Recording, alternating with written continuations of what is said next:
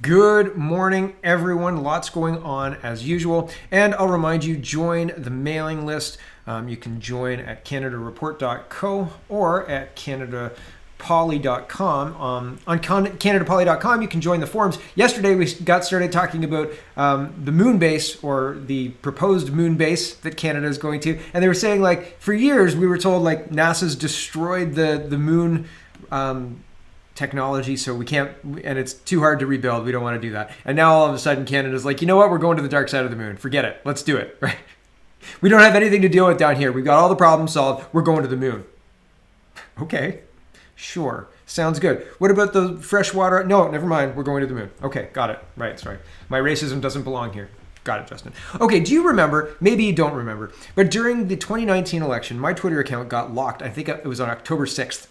And the election took place on October 21st, right? And so October 6th, for being locked on October 6th for a week, 7 days, is a long time. And so I thought that this was very interesting. Dr. Shiva yesterday was doing an interview with Steve Bannon. I think it's Steve Bannon.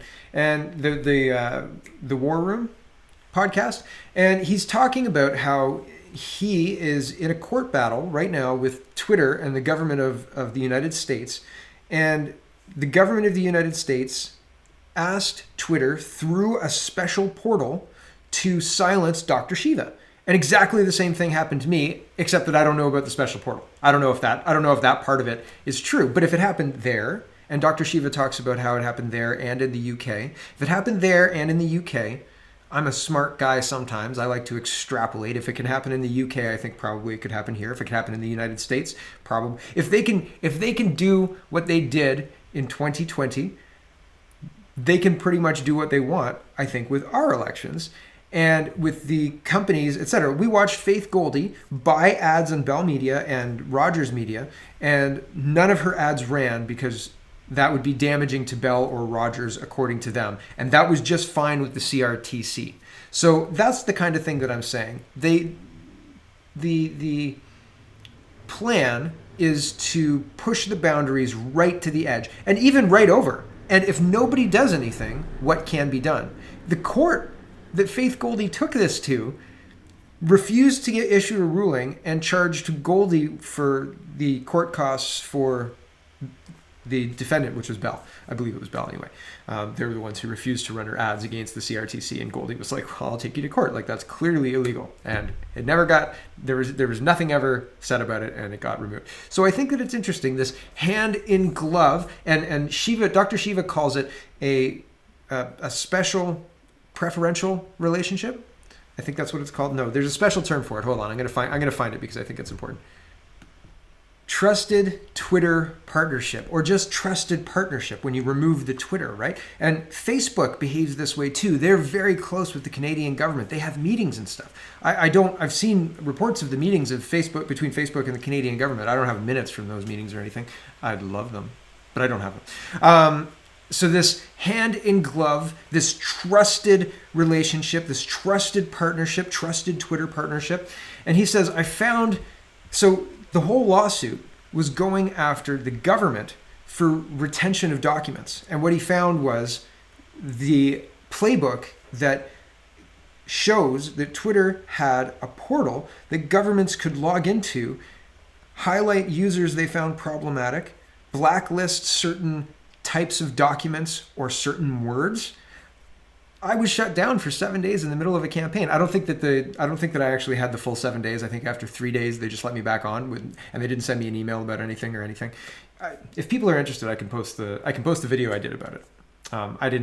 I wasn't nearly as thorough, clearly, as Dr. Shiva, MIT PhD scientist.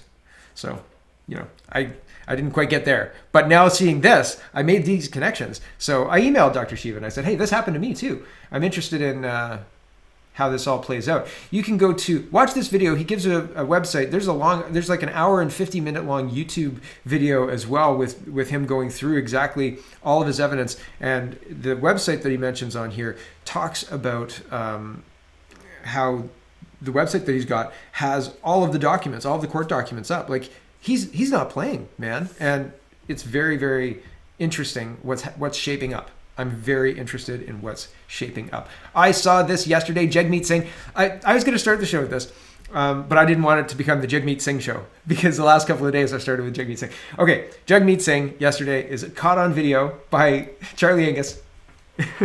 Right? He's sitting in his car. He's like, I got him this time. No, I'm just kidding. Probably not Charlie Angus. But he's caught. He's caught hugging and walking out of, here it is. They're getting out of their very humble vehicle. And, right? It's raining. It's raining. You can see it. All right. They're both not wearing masks. Okay. Oh, goodness me. Oh, my goodness. A big hug. No social distancing, right? Holy smokeronies. And this guy, I guess he's going into the house there. That's not allowed. You're not allowed to have friends over, right? Isn't that strange? Jagmeet Singh apologized. Says Kian. And here is, hold on, there's one piece of news I want to show you. The Surrey Now leader reporting. Jagmeet Singh says links exist between anti-maskers and far-right extremism. Is Jagmeet Singh coming out as a far-right extremist? Holy smoke, anti-masker Jagmeet Singh hugs friend and what? Right? Like, no, this is not like the ICU thing. No, that's not actually true. I was joking. Okay. But hypocritical, right? Going out and saying like, if you don't obey these rules are really important, blah, blah, blah, blah, blah. And then being a hypocrite, behaving like a hypocrite. I don't think that's name calling. I'll tell you why I asked about that in a minute. But I think that Jagmeet Singh behaving this way, undermines his credibility to call out anti-maskers or far-right extremism because it seems like it's divisive. We're going to talk about CCP-style racism. That's in line with it. Pastor Henry Hildebrandt, I just wanted to touch on this because I think it's important what's happening in Canada with regards to the churches. He's scheduled to be back in court on Monday, and this time for holding an outdoor church service. Fines, house arrest, jail, we don't know, but he will continue to stand with God by his grace. I hope sanity prevails. I hope there's a good outcome. Scott Cooper, I think that's the name, or Sam Cooper wrote Willful Blindness, and Andrew Scheidel says Mr. Cooper's Willful Blindness is the most important Canadian book he's ever read. It's a plea for Canada to face up to a dire national security threat, decades in the making, the nexus of triads and the CCP's UFWD in Canada, and it's infuriating. I bet. The response to this book is going to determine whether or not Canada really is a decent society and a stalwart ally with deep values. It lives. Right now, it's clear that there are too many opportunists ready to compromise anything and to sacrifice our poor for cash or power. Willful Blindness takes us through Cooper's years of investigative reporting, first looking into the skyrocketing Vancouver real estate market, but getting progressively darker and deeper in an international criminal and political interference networks. The book is packed with heroes, dedicated police, intelligence officers, casino employees, journalists, and a handful of politicians who risked much over the years to sound alarms that were ignored or suppressed. Then there are the villains, first the triads who cause mass death and suffering through drug trafficking, loan sharking, prostitution, bribery, and perversion of our government and real estate markets. The villains also include some politicians, regulators, lawyers, and some law enforcement and casino executives who turned a blind eye or directly facilitated triad growth. Cooper names names. He's been sued repeatedly. So this is very interesting. I reached out to him, but I didn't have an email address. If you can get me his email address, that would be cool. Send me that into the email that you can contact me on, admin@canadapoly.com. Some villains are state-sponsored, the UFWD and the other CCP organs who enable and collaborate with the triads in both the PRC, People's Republic of China, and Canada. Then there's the allegedly treasonous Cameron Odysee and the Sinaloa and the Iranian cartels play supporting roles. Justin Trudeau and several LPC MPs make unflattering appearances associating or even collaborating with senior UFWD and triad personalities. Two senators appear, one with a checkered past, present, with a corrupt casino company, the other carrying the CCP's water. No sooner does Cooper finish describing his Vancouver model, tying together illegal gambling, money laundering, drug trafficking, real estate fraud, and more, than he shifts to Toronto and Montreal, revealing it as the Canadian model, a truly national problem. That's scary, and extrapolating the Vancouver, we knew that was happening, I would say early 2018, at least I knew about that. I was reporting on that and tying that together, so that'll that'll be interesting to see what Cooper puts together, what I missed. So good job. Vancouver. Okay, the harm goes much further than Canada. Cooper lays how Vancouver has become a major drug entry and manufacture point for North American distribution and beyond, and a drug money laundering node for much of the hemisphere. If you've read this far, please read Willful Blindness. It's important people understand this and demand action. If you want to read more on UFWD and other CCP organs, I strongly recommend Hidden Hand. The two books are complementary. And Hidden Hand has been recommended to me before as well. And I have it, but I haven't opened it yet. I haven't started reading it. And maybe I should. Maybe I'll do that today. I'm waiting for Cooper's book to arrive. Okay. Jeremy Nuttall says, I missed them yesterday, but just saw the comments Trudeau made in question period in response to questions about PLA connections to the Winnipeg lab leak. Trudeau conflated concerns raised about the CCP and PLA with anti-Asian racism. Responses in question period are usually prepared beforehand based on an estimation of what will be asked. Was it considered how many Chinese organizations in Canada have specifically asked not to be lumped in with the Chinese government, especially in this way? The reason being is that the specific tactic and well-known tactic used by the CCP to shut down any criticism. I'm sure the PMO knows this. Anyway, I just saw this cause of a statement put out today by the Conservatives, and I wondered how many else saw it. I forgot to add as well, many Chinese activist groups say when you conflate Chinese people with mainland China's government, you're actually not helping stem racism at all. You're fanning it. So you're actually helping spread racism, right? Here is Justin Trudeau and Candace Bergen. The whole exchange is worth watching, so we will watch it all.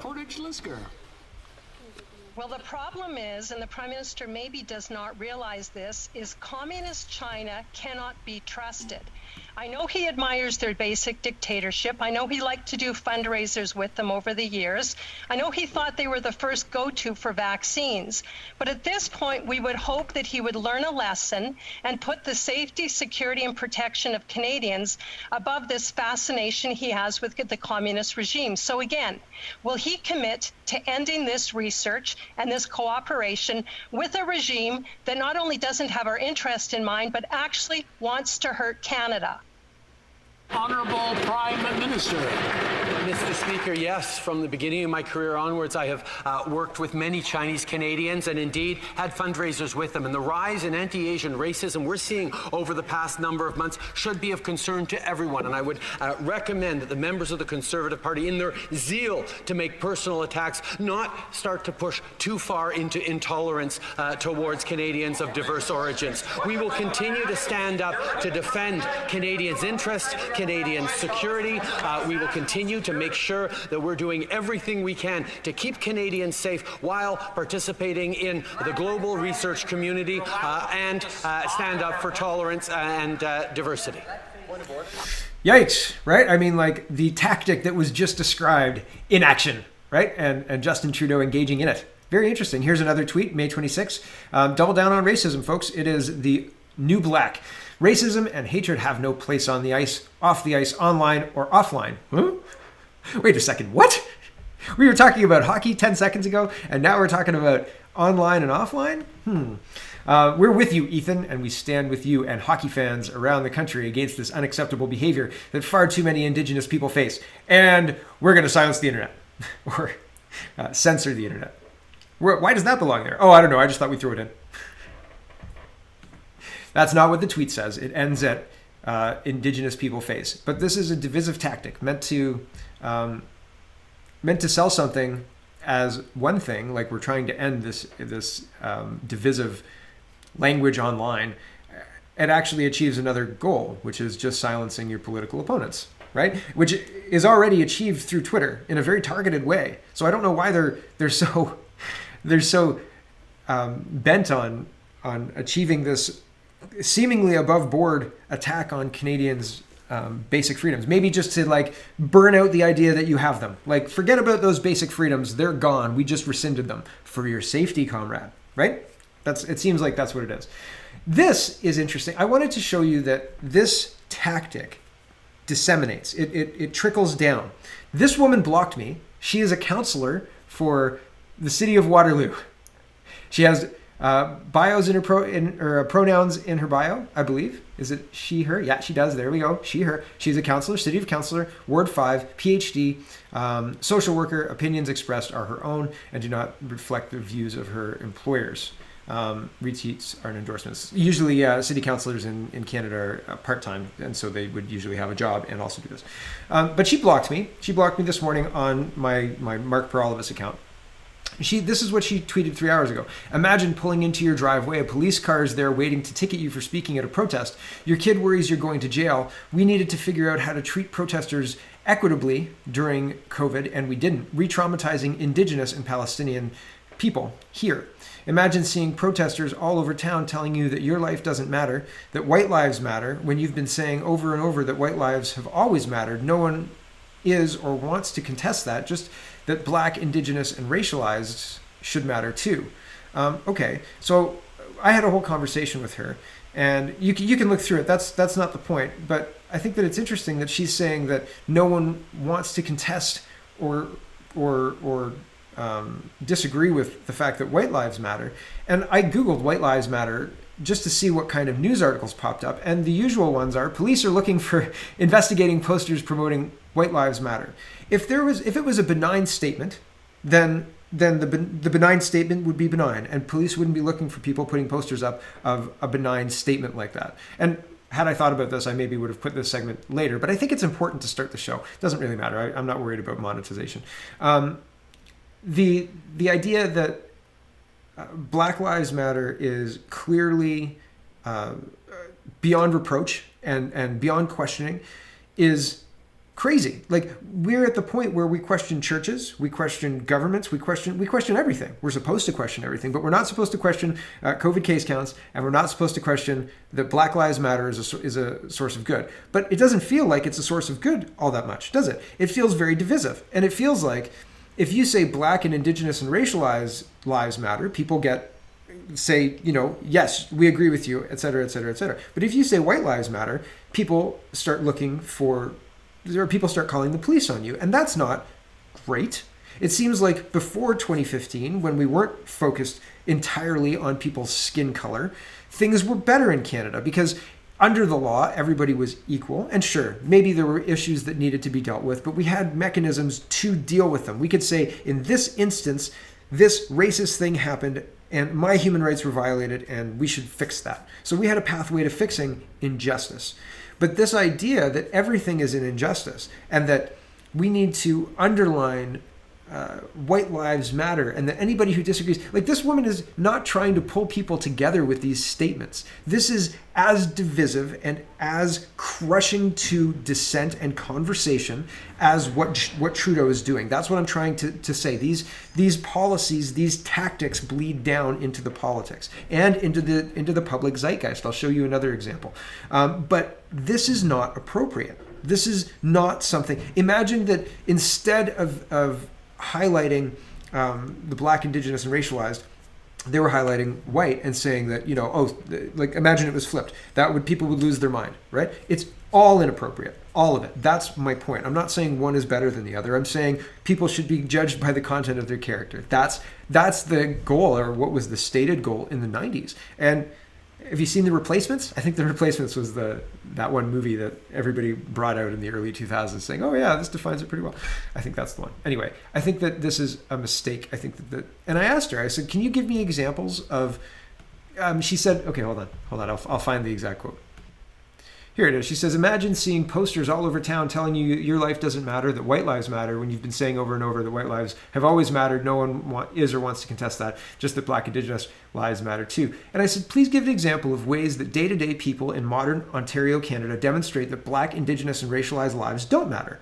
Be as specific as possible. If you have no examples, this is an example of divisive racism. Like, you're just driving a wedge that doesn't exist. You're imagining this thing, this injustice, and then you're writing a tweet as if this imagined injustice exists, and it doesn't exist. You've fabricated it. It's ridiculous. Just like this, too. This is a new policy at the Upper Grand District School Board, and it's a PDF, and it should be there, so hold on a second. This is a new policy as of May 2021. It was released on Twitter 3 days ago, I think, 2 days ago, maybe even yesterday. And same thing. What does this even mean as a policy statement? The Upper Grand District School Board acknowledges that Indigenous peoples are distinct from other equity-seeking groups in that they are self-determining nations with inherent rights, laws, and institutions. Indigenous rights are distinct. It is the goal of the Upper Grand District School Board to ensure that Indigenous staff and students are not deprived of these rights and are provided with a learning and working environment that is free from racism and discrimination of any kind. Overview. The Upper Grand District School Board, this is 2.1, has a responsibility to act upon, reconcile, and be accountable to addressing the impacts of colonialism. The Upper Grand District School Board has a responsibility to recognize and understand the deep impacts of colonialism and how it continues today. What does that mean? What are you talking about? Canada never at any point said, you know what's great? We should expand through colonialism. We'll go take part of Michigan because we need that land, and we're just going to go take it because we're Canadians. That's not how this happened. That's not how Canada was built. And this is, I don't know how this translates to the classroom, but this is another aspect of what we're seeing at the top of Trudeau's tactics. The critical race theory is being used as a wedge at every level, from school boards to municipal, I just showed you the councillor, to the federal politics, and I'm sure I could find an example in the provincial politics. I just didn't bother to look today because, I don't know, it's just one of those things. Those are the three examples that popped up. Very interesting to me. This is meaningless drivel that will be used to shove more ideological bullshit down children's throats. And it's not acceptable. It is not appropriate. This is not education. And these people should be ashamed of themselves. Ridiculous. Absolutely ridiculous. Okay, let's get into the lab leak.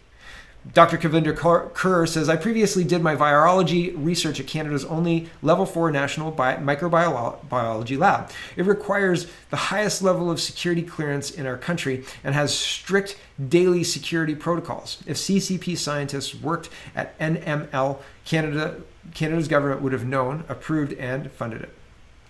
I think she's probably bang on. I think that this isn't a surprise to anybody. Not at all.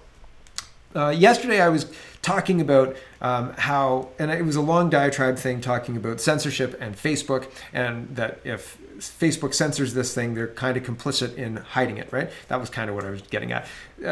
Paul Joseph Watson encapsulates what I was trying to say in a tweet. Here we go. He says, if the Wuhan lab leak theory is confirmed to be true, mainstream media and social media censorship help facilitate one of the biggest cover-ups in modern history.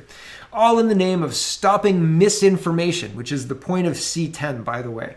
Why should they be trusted to be the arbiters of truth ever again? They shouldn't. They shouldn't have been trusted in the first place. And the fact that they were trusted shows how well connected they are, not how stupid the public is. Okay? Because what's happened is the people at the top, the people we put there, have been corrupted by these tech giants and their money. And the money's coming from somewhere, right? Like money's, not that it's magic, but it's coming from somewhere.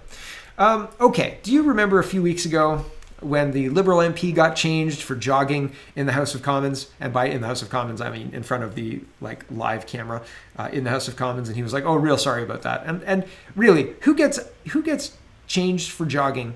I mean, I used to be a gym guy, right? So typically when I would get changed for the gym, I would change my t-shirt and then I would change my pants or shorts, change from pants into shorts, or from my, my casual shorts to my gym shorts. I don't think that I strip down totally naked and stand, check my phone like that. Maybe that's a style thing. I don't know. Maybe that's maybe some guys do that. I saw Die Hard 2, right? The beginning of Die Hard 2, where everybody's like, ooh, this is the uncomfortable scene of, naked yoga. Maybe some guys are into that, right? Okay, cool, fine. I'm not into that, but this guy seems to be showing off in the House of Commons. Is this a voyeur thing? First time you make a mistake, okay, everybody's like, all right, man, Everybody does things weird, I guess. Weird way to change. Cool. Go jogging, right? And leave your camera off. This time he went pee. He went pee. How does this... Okay, Mercedes Stephenson. Over to Mercedes Stephenson. Liberal MP William Amos says that he urinated without realizing he was on camera while attending House of Commons proceedings virtually. Amos is the same MP who changed in his office and didn't realize his camera was on. Unclear to me, says Mercedes, how this ended up on camera. Did he take the computer into the bathroom? Is the bathroom visible via from the webcam? Weird. It's weird. It's a weird thing. So here's his statement, which is a weird statement. Last night, while attending House of Commons proceedings virtually in a non-public setting, I urinated without realizing I was on camera. I'm deeply embarrassed by my actions and the distress that may have caused anybody who witnessed them. While accidental and not visible to the public, this was completely unacceptable, and I apologize unreservedly. I will be stepping aside temporarily from my role as parliamentary secretary and from my committee duties so that I can seek assistance. I will continue to represent my constituents, and I'm grateful to be their voice in Parliament. I'm deeply appreciative for the support of my staff and the love of my family. So she says, Tracy Wilson says, stepping aside to seek assistance? Assistance with what? Wasn't this a simple case of leaving the camera on while taking a leak? Or is there more to this? Are you a streaker or just forgetful with Zoom functions? This is a concerning statement. That's kind of what I cottoned on to. I was like, seeking assistance? Like, are you taking technology trainers? Like, this is how to turn off the microphone. Beep. Like, he should be able to mute the microphone, right? And like, thank goodness it wasn't on camera. He wasn't like, lining it up to make sure, right? Because that would be a little bit more, right? But who knows? I've seen Law and Order SVU before Stabler left, and it got just ridiculous. So, and the Ice-T skit from John Mulaney, right? Are you saying? Yeah. It's a very funny skit. So I've seen that these things sometimes escalate, right? Sometimes they test the waters with a mistake and then they do another mistake. So he's seeking treatment or tech support. I'm not sure which. The statement is kind of ambiguous, so nobody's sure which. Okay, moving into the economy. Our reporter, Deputy Prime Minister, and Finance Minister, Chrystia Freeland, is in a committee meeting, Committee of the Whole, and Pat Kelly says, Committee of the Whole on Finance Main estimates just started. So far, Ms. Freeland's performance is disgraceful. This is not question period. Ministers really are supposed to answer questions during a Committee of the Whole. So far, she's ignored every single question. And I can imagine the condescending way in which she's ignoring the questions too. I'm sure it's she's got the mom tilt on full. Mom head tilt. Somebody, Alberta Plumber says, you guys think that the lumber shortage is bad? Literally can't buy plastic pipe in Canada right now due to resin shortages. Good luck to anyone trying to build houses and do renovations. Shit's about to get real. And there's all sorts of, so the supply chain breakdowns.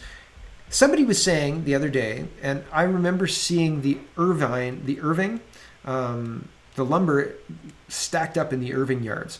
And somebody was saying that this is the supply chain squeeze for lumber, the lumber prices going through the roof. Now the resin, somebody was saying it was manufactured, that this was being pushed for, I'm not sure if they were saying it's for profit or what. I don't know if it's even a conspiracy theory at this point or just something I saw on Twitter. But I've seen more and more people in the last 5 to 10 days saying what's happening is not an accident, and it's not because there's shortages. It's because something else is happening. And I don't want to speculate on what the other something else might be.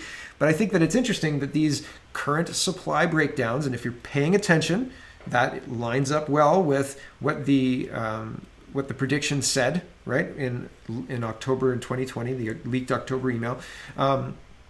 That's not good.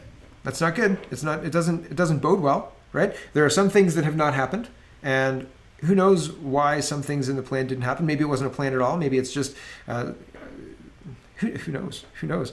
I mean, that's one heck of a prediction if it wasn't planned, right? Like, you get 5 or 6 right. I used to do football pools, and all you would do is pick the winner, and that was it. It was just like a really easy and it was $2 a pool. And I didn't know anything about football or anything like that. And one time I got like 14 out of 15 games right. And they were like, holy, like you should have got a lottery ticket and just picked the same one because you would have won a lot of money. I was like, oh man, wow, what are you gonna do, right? And sometimes you just get lucky, right? Like sometimes that just happens. But usually when all of the predictions from October come true, even if they seemed really unlikely when they were released in October 2020, that says maybe something more is going on, and you didn't just get lucky with football picks, right? I definitely just got lucky with football picks. So I hope this is a blip, and the Alberta plumber is wrong, and the resin picks back up. Otherwise, anybody know where we can get raw materials for resin? Because I feel like the best industry to get into, sorry, as a quick aside here, as we're talking about the economy, I always thought that the best industry, you want to be the guy selling toilet paper to Marriott. You want to sell the hamburger patties to McDonald's. You want to be the guy who's selling like, yeah, here's your connection, buddy. Boom, I got your burgers, right? I got your toilet paper, because those places are going to need that like today and tomorrow and next week and next year, usually, right? McDonald's is a little bit better than the hotel maybe, but still, these places, you want to be it's like a blue chip business, right? Like that's what you want. Anyway, just thinking. Anyway, Carney here tells industry committee that he opposes Western Canadian pipeline project, but supports his company's multi-billion-dollar pipeline investments in Latin America and the Middle East. He can make money off fossil fuels abroad, but Canadian workers can't do so at home. Isn't that interesting? I think that's interesting. This is the story of Canada these days. We've got companies that operate in multiple countries, oil companies that operate in multiple countries, making lots and lots of money. They can't operate in Canada, and for some reason they're pretending like this is to do with the environment. I'll tell you, the mask science is stronger than the global warming science, I feel. That's where I feel like, and you know what I think about the mask science. Every time that you start to push into any of the data, it becomes really obvious that something else is going on. Inflation. Let's talk about inflation. Inflation may be even higher than it seems. The CPI is not designed to capture the impact of supply shortages. Consumer inflation in April blew by the consensus forecast of economics. In the U.S., prices rose by 4.2%, the most since September 2008. And while in Canada, the CPI rose by 3.4%, its highest reading since September 2011. The surprising result reflects both the chronic difficulty economists have in forecasting and the impact that recovering from the pandemic is having on boosting demand, while supply remains disrupted by shortages of material and workers. Is this the recovery? We're still in the middle of crisis. Like these plans. Yesterday, I saw somebody say, have we completed one plan? Have we done one thing and like stuck with it for any period of time? Or we just keep getting like jerked around into lockdowns, right? We haven't done anything consistent. And it seems like the recovery that they're talking about is false. Is a recovery just in the media? But I guess, that's where everything else took place too, right? So certainly wasn't at the hospitals. Okay, speech. Free speech. Here is Brian Lilly. He says, this is fun. Watch the whole thing as Conservative MP Rachel Harder quizzes the Prime Minister and shows that he doesn't have a clue about Bill C-10. The Gretzky movie she asks him about isn't Canadian content, even as he brags it is. Watch and retweet. I looked at the Gretzky thing. It's probably NHL produced. Like, I looked at the Gretzky movie to see like a smoking gun, like this is produced by Hollywood, California or something like that. I didn't see that. But it's not Canadian content, according to Brian Lilly, and so take that with a grain of salt. Here's Harder. There's a movie. It's called Ultimate Gretzky. It's about none other than Canadian-born Wayne Gretzky, who is often described as the greatest hockey player ever. It's also filmed largely in Canada. So, through the chair to the Prime Minister, is this movie Canadian enough to pass as Canadian content? The Right Honourable Prime Minister. For many years, Canada has put in place measures to support and promote Canadian content, to create the kind of film and production industry that led to the creation of many of the great content, like what the honourable member is talking about. The fact is, we made choices to highlight and privilege Canadian content over foreign content. That is exactly what we're going to continue to do and give the tools to the CRTC to do in an increasingly digital world, to make sure we continue to find and tell and share stories of Canadians, great Canadians like Wayne Gretzky. The honourable member for Lethbridge. Well, that was embarrassing. A whole lot of ums and ahs and a few stumbles, and yet isn't able to define Canadian content. Likes to talk about it a lot, though. Let's talk a little bit more about Canadian. Okay, so it's a little bit of, not a gotcha, but it's talking about C-10, highlighting that Trudeau is not as up on it as he says. But they've got their messaging worked out, and the messaging is clear. They're trying to boost Canadian content. It's not. It's an attack on Canadians' ability to access and produce ideas of their own in a free way, in my opinion, as a humble YouTube creator in Canada. More than 90 Liberal MPs, this is talking about elections, including 23 ministers, could lose access to pensions in an early election called. Dangerous, right? Dozens of members of parliament could lose access to the generous MP pension plan if they lose their seats in an early election because they would not have the required 6 years of service. According to the Members of Parliament Retiring Allowance Act, MPs have to contribute to the plan for at least 6 years before they can claim a pension. For the 142 MPs elected for the first time on October 19, 2015, defeat in an election taking place before October 19, 2021 would deprive them of access to an MP's pension. So very interesting.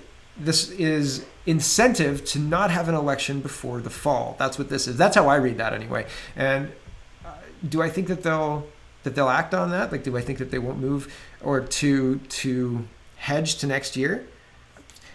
I don't see any reason for Trudeau to be in a hurry about this. I really don't. Like, he's got pretty much all he needs with the Bloc and with the NDP, both willing to play ball. Jagmeet Singh doesn't seem to mind ignoring the COVID rules and also being a backbencher to Trudeau. He's not even a lieutenant. He's like the guy you call if you can't convince Blanchet to do it, right? Like, or you assume that he's on board unless he says he's not, and if he's not, then you figure out a way to get him on board. But like, I don't think that he's an important consideration for Trudeau. Trudeau knows that he's mostly got.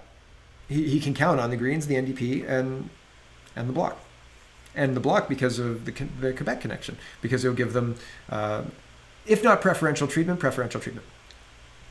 CTV News is reporting federal advisory panel recommends end to hotel quarantine in Canada. Really? I mean, like, this should have been stopped right when it was started. I can't believe it's gone on so long, and it has gone on a long time. A federal advisory panel that provides advice to the government on COVID-19 testing and screening is recommending an end to the mandatory hotel quarantine required of international travelers entering Canada. The panel states that instead, travelers must present a suitable quarantine plan, and failing approval, they'd be required to adhere to a stay at a designated government facility. Of the many issues they list as problematic with the current model is the fact that some travelers are choosing to pay the fine of up to $3,000 without presenting a legitimate quarantine alternative, as well as the administrative burden associated with managing the hotel quarantine program. They also highlighted the inconsistencies between the land and air border measures, prompting some travelers to land at U.S. airports and cross into Canada by car to avoid the hotel stay. Yeah, and there's a whole host of unintended consequences that happen when you start monkeying with things. And, well, I could give you an example, but I'll just carry on. Talking about hotels. So I'm glad that they're stopping this. I'm glad that, or who knows if they're stopping this. They're recommending that this be stopped. More people are recommending that this be stopped. How long does that have to go on before the policy ends or before the policy turns, right?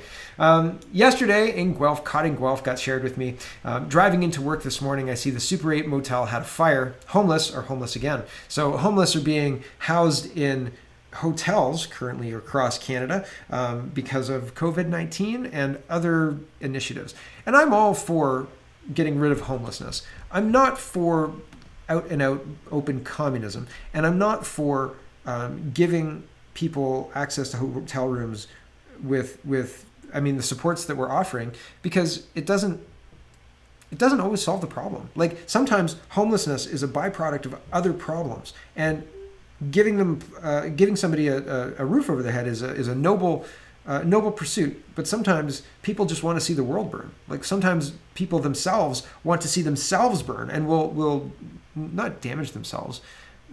It's self-destructive behavior. And like, sometimes it's for mental illness, sometimes it's for other reasons, sometimes it's for who knows, right? Who knows what things, what thoughts happen to people. But there have been situations where,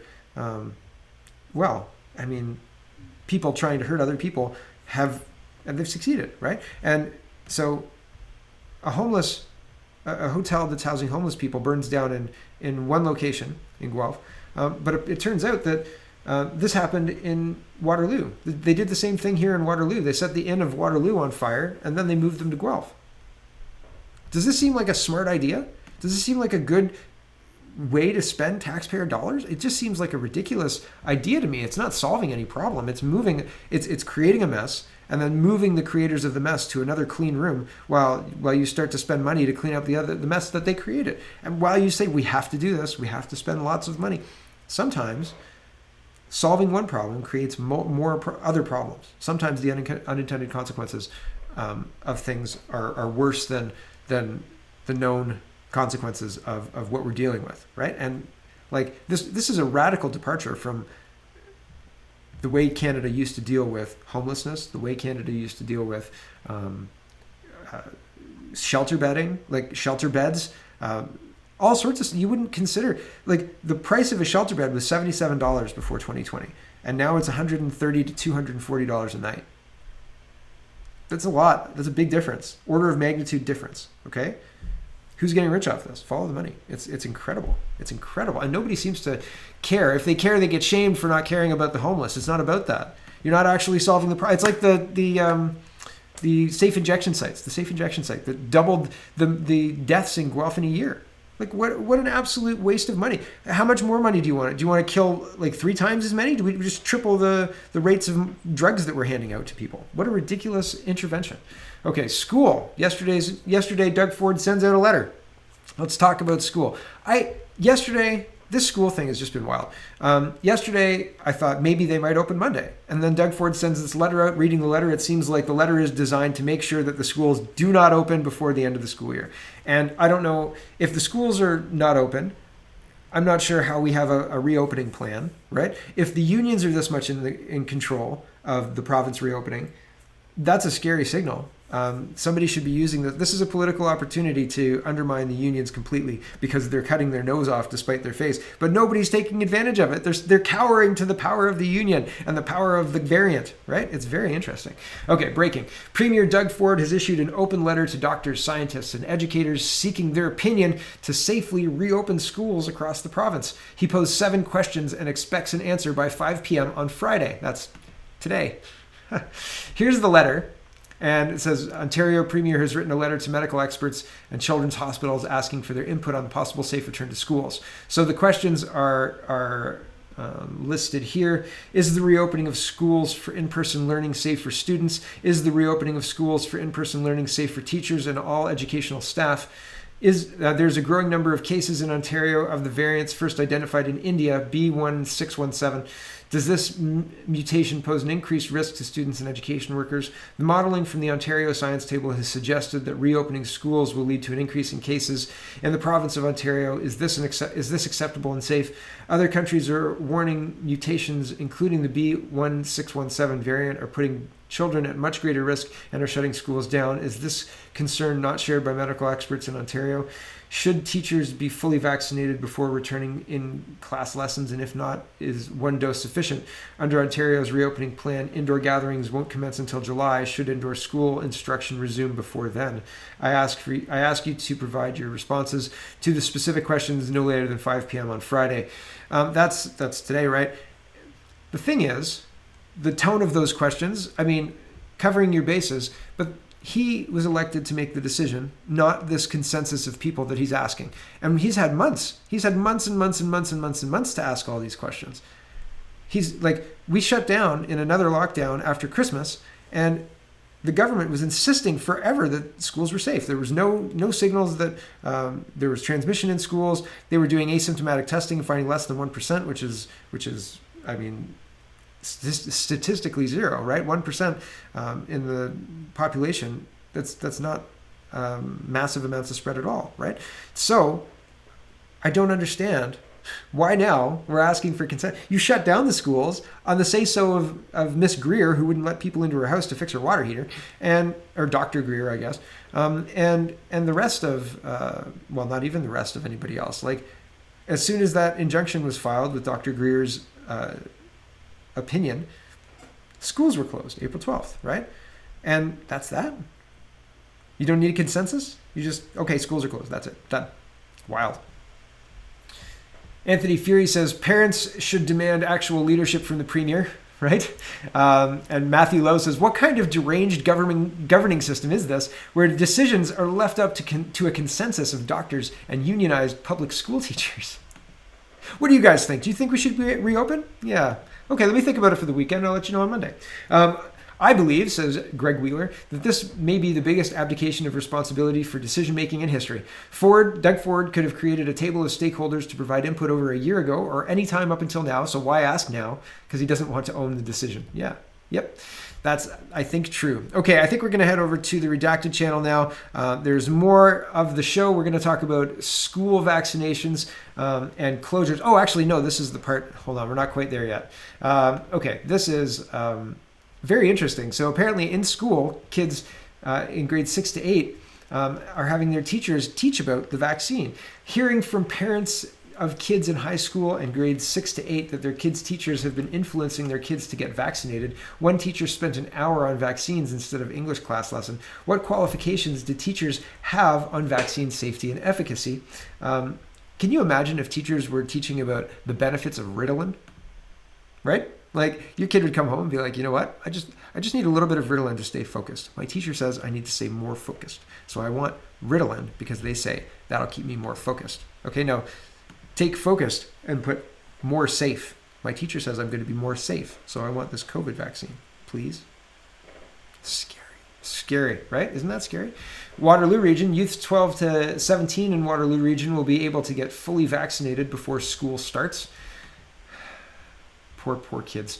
Here's the Waterloo Catholic District School Board. I used to work there. Long time ago. May 26th, they put out a whole paper here, and it says in the bullet points, it says vaccinations are expected for students 12 to 17. Pediatric vaccinations for those 5 to 11 are in development, but cannot be confirmed at this time. Very interesting. Toronto District School Board, same thing. It doesn't say clearly that they're expected, but it says Health Canada has authorized the use of Pfizer vaccine for youth aged 12 and up. Ontarians aged 12 to 17 are now able to book an appointment for a free first dose of the vaccine. There will also be special youth and family clinics happening through the weeks of June 14th and 21st, depending on where you live. Some clinics will offer appointments and others may be drop-in clinics. And here is vaccination required for Western University students in residence. Students of Western University and its affiliated colleges living in residence will be required to have had at least one dose of the COVID-19 vaccine as part of the university's plan to return to full in-person classes. On Thursday, the university announced that students will be asked to get vaccinated before they arrive. Failing that, they will have 14 days following their move-in date to get vaccinated on campus. Those who cannot be vaccinated for medical or other protected grounds under the Ontario Human Rights Code can request accommodation. Chris Aline, Western University's Associate Vice President of Housing and Ancillary Services, says the institution wanted to make the announcement now while prospective first-year students are making final decisions about which school to go to and whether to live in residence. Yeah, I'm glad that they are pointing out that there's an exemption. Okay, we'll talk about lockdowns. I guess we'll head over to Redacted now. Hold on. No, I think I'm going to keep it all together today. We'll keep it all together, so it's all just one show. Okay, so John Ziegler says, talking about lockdowns, the biggest media blunders on COVID-19, dismissing the lab theory, zero pushback on lockdowns, especially on schools, buying bad doomsday projections with zero later scrutiny. Right when they were wrong, did they go back and they were like, oh, we were wrong? Like, I felt bad when I got it wrong about Jagmeet Singh. Like, come on. Like, I felt terrible the whole day. I beat myself up about it. I was like, oh, it's so dumb. Anyway, how could you just be like, no, it's fine. We'll keep everybody like those projections that are still public that all of these people on Twitter are calling me out for. I'll just block them and then they don't exist, right? Like, how could you? You got to engage with that stuff, man. That's the only way you learn. Oh, it's so frustrating. Censoring non-approved experts, creating experts of high school teachers, right, who are willing to just do and say anything for approval of the Twittered likes. Like, it's wild. And like, I don't think I pay much attention. I think I might be blocked from that Ryan Imgrim guy. But I see screenshots, and he seems to be getting a little bit unhinged, doesn't he? 100% embrace of masks against accepted science. I think that one of the strangest things about the last year has been the full endorsement of completely throwing out all the science that we knew, the established, well-reasoned, policy-level, peer-reviewed science for masks work, yo. No, really. Didn't you see my eyes? They work. That's it. And everybody was like, oh yeah. And if you don't believe me, see the CCP attack from earlier in the show, and that is what we will do to you, right? Not revisiting most narratives when wrong. Yeah, those are all big missteps from the from our leadership. That's for sure. Guelph police are escalating tickets for repeat pandemic restriction offenders. I just wanted to show you, like, I think this is a little bit of like, you better comply. If we're getting out of this, why this building of this infrastructure for enforcement is not necessary. Anyway, on occasion, a small fine or summons is not enough, and officers opt to issue a court summons, which could result in a fine of up to $10,000 and as much as 6 months in jail. The city has gone this route 5 times and counting during the last lockdown, which began April 8th. So they're talking about how the businesses that refuse to close down, et cetera, are being fined, et cetera. This is like trying to gain compliance for the lockdown. And it's working. It's working quite well. I saw yesterday as well a Rebel News piece talking about a retail protest that was going to happen in a small town. I don't know where exactly, but a small town. And it never got off the ground. The RCMP and other people went through and like talked to the businesses and people just didn't do it. So I don't know what kind of leverage and why. Like, do we think that these fines are going to stand up? I can't imagine the fines standing up, right? Like they violate our basic charter rights, and it is clear as day that they violate our charter rights. If the charter is suspended, we should be aware. Baseball Ontario says other provinces are reopening outdoor sports for practicing games in step 1 of their reopening strategy. Why can't Ontario? Because Ontario has awful, terrible leadership, awful, terrible cowards in leadership, and I don't think their plan is to open us up. I really don't. I really don't. Alberta has some kind of plan. They keep trying to tie it to the case numbers, and I think that the Calgary Stampede is going to be like, I think you know when there's like a high school movie and then they have the alt prom, and the kids who go to the regular prom are seen as like the scabs, like crossing a picket line, and then people who go to the alt prom are seen as like the cool kids. I think that might happen with the Calgary Stampede. I think they might have like their own, like the real Stampede, because the Calgary Stampede is not right, and that's divisive. I'm not advocating for that. I don't want that. But I think that what I'm seeing is feet dragging by all of our leadership, from Jason Kenney to Doug Ford to everybody else, to Manitoba. Don't get me started on Manitoba. Holy cow! You almost need like caricatures of each province, like the COVID monster. Each province should have their own COVID monster. Anyway, or just caricature. It would be great. But anyway, from all of the provinces, we've seen not great leadership. No clear path out. Well, see the tweet from the beginning of this segment, right? And all of the interventions are subject to change. All of the, if we're going to be opening with all of this, blah blah blah blah blah, it could change on the day because the case counts are too high, or if the medical officer of health had a bad morning and just wanted to punish people, right? Like, who knows why, right? Don't ask why. Don't make eye contact with a medical officer of health. She hasn't had her coffee yet. Court challenge says Alberta's current ban on outdoor sports violates citizens' charter rights, including the right to not be subject to cruel and unusual treatment. Yeah, right. Exactly. Greg, okay, so getting into the vaccine passports, Miss Rempel was asking, was it Patty Haydu? I'm not sure. Hold on. She wasn't asking the health minister. She was asking the finance minister, because the finance minister would know, deputy prime minister and all. Less than 24 hours ago, says Michelle Rempel, I repeatedly asked the finance minister when fully vaccinated travelers would be exempt from quarantine. She mocked me. Today, the government's own expert panel recommended that exact thing. Watch with the timetable from the report floated over her. So I'll show you the timetable I'll show you the report in just a minute.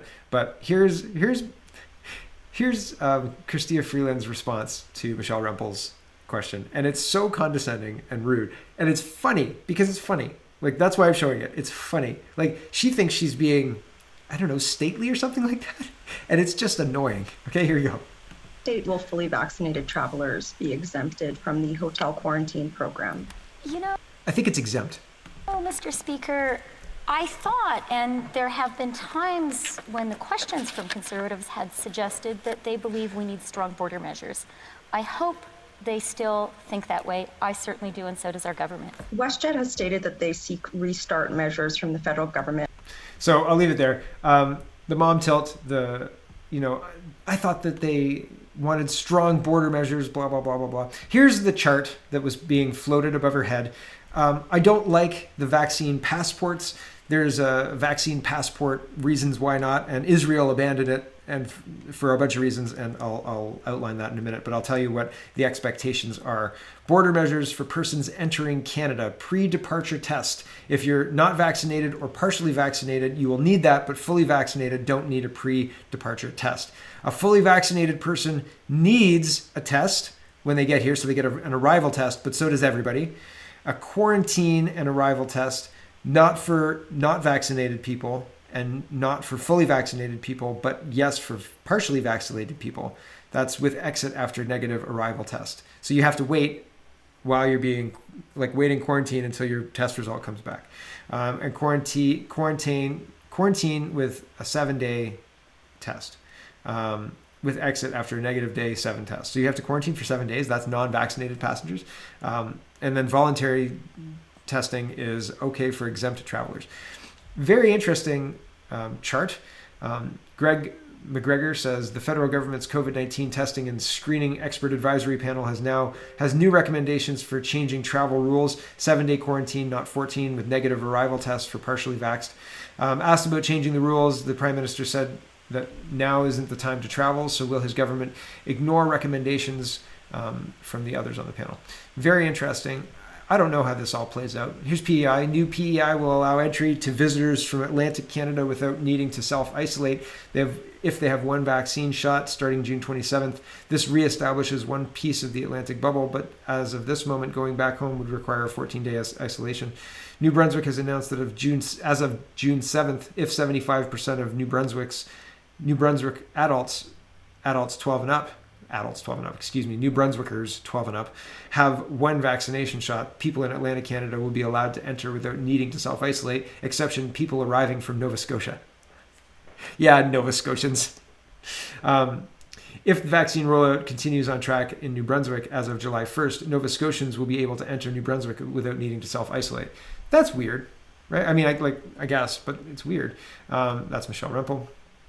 Vaccine passports backfire in Israel. The case of Israel shows that an atmosphere of intolerance took over. Companies announced that unvaccinated staff would be fired. Some universities banned unvaccinated students from in-person lectures. Hey, we're looking at you, Western, right? We're looking at you guys, hey? So it doesn't work. It drives division. It doesn't help. Oh, and yesterday, I totally missed this, but yeah, Brian Pallister spent 2 minutes after the ivermectin question. He spent 2 minutes talking about, 2 minutes, not quite 2 minutes, 30 seconds, 40 seconds, talking about thanks to the rain, it's $1 billion rain, and thanks to the creators of the rain. Was he thanking thank you for the rain? Or was he saying thank you guys for the rain, we appreciate it, I locked them down and thanks for the, I don't think that we have that technology. It was a weird exchange that I should have probably talked about yesterday. It kind of was bubbling in my head, but sometimes I get started talking on something else and I forgot. But it just popped into my head now. And it's that's a weird thing to say, Brian Pallister. See, we should have animated, not animated, just icons for the provinces. Okay, this is a weird thing. The Canadian Chamber supports the Faster Together campaign. Faster Together is a new campaign that is basically giving, it comes up with a sloganization. It's part of the drive for getting people to take the vaccination, and it's to drive vaccine uptake. This is released yesterday, but expect to see Faster Together more. This is the new thing, right? This is the new flatten the curve, right? Faster Together. What garbage.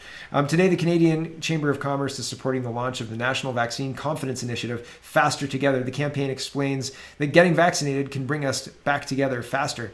The message is simple. The faster we do all our part and get vaccinated, the faster we can all get back together and get our lives and businesses back to normal. That's coercion. That's coercion, right? That's not how things are supposed to work. I don't agree. I think that this is not a great idea. But anyway, the Faster Together thing is something that Canadian Chamber of Commerce supports. And I think that, hold on. The Faster Together initiative is made up of more than 100 organizations, including business associations, labor unions, entertainment groups, influential individuals. I'm sure like that Brett guy, what was his last name? Brett Wilson? Maybe Brett Wilson. He's always pushing vaccines. I'm sure he's getting a kickback. I'm sure he's monetized his Twitter in some way like that. And national brands. The initiative is co-chaired by Bruce Anderson and Hassan Youssef. Sorry if I've got that wrong. And has been built on a volunteer basis with the goal of fast-tracking Canada's recovery from COVID-19. They're tying the recovery to vaccine rates, right? And this, by design, will lead to a passport. I hope that the Israeli and other places stopping the passport will influence Canada stopping the passport, because we don't want any of that. That's terrible. We don't want it at all. And here's Marcus Weisberger talking about his experience with the vaccine. He says, I've been battling myocarditis for the last month, diagnosed 3 days after getting the second shot. My doctors and I notified the CDC, and Pfizer still have yet to hear back from either of them. So, and this is in response to the CDC investigating reports of myocarditis in some teens and young adults related to their vaccination. So there are things to consider. There are things to consider when listening to the full-throated endorsement of vaccines by places like the Chamber of Commerce. Like, what kind of medical training do they have? Do they have a reasonable responsibility to deal with informed consent while encouraging people to take their vaccine? Or is just placing an ad that will get people to do what they want good enough, right? Like, do they have a responsibility to be open with people about that kind of stuff? I would hope that they do, but I don't think that they do. I don't know. There's so much going on. It's like keeping up with it would be impossible. It would be just absolutely impossible. And like this is a small sampling of what happened yesterday. I'm sure that I don't get all of it. And if you don't pay attention to something for 6 months, let's say, like, just look at this. Look at what's happened to the schools, right? Like since 2019 to now, look at the creep of what's happened there. And that's from a little bit of people taking their eye off the ball and a big push and silencing with the CCP style attacks. Like, if you don't agree with me, that's racist. And that's all it takes. Just it. That's it. Boom. Done. Silenced. Ooh, I don't want you to think I'm racist, so I'll stop talking. Very interesting stuff, man. Very interesting. It's very concerning. Twitter being like hand in glove with the Canadian government or hand in glove with the US government. That being proven, that's a big deal. There's so much stuff that's going on. I don't know how anybody could possibly stay abreast of what's going on and like moving towards even moving the needle on any of this. Like, the longer the lockdowns last, the less likely I think that we are. And usually the longer something like this lasts, the more likely we are to open quick, because, you know, blah, blah, blah. But the longer this lasts, the less likely I have confidence that things are going to go back to normal in a quick way. Like, I was very encouraged when I started seeing Texas baseball games. Like, that's influential, but it didn't have an impact here, not the impact I expected. So very interesting to see what's happening. I'll keep watching. I'll keep reporting to you. Thanks for watching me. Check out CanadaPoly.com. Check out CanadaReport.co. Check out SpeakingMoistly.co. And have a wonderful, wonderful day.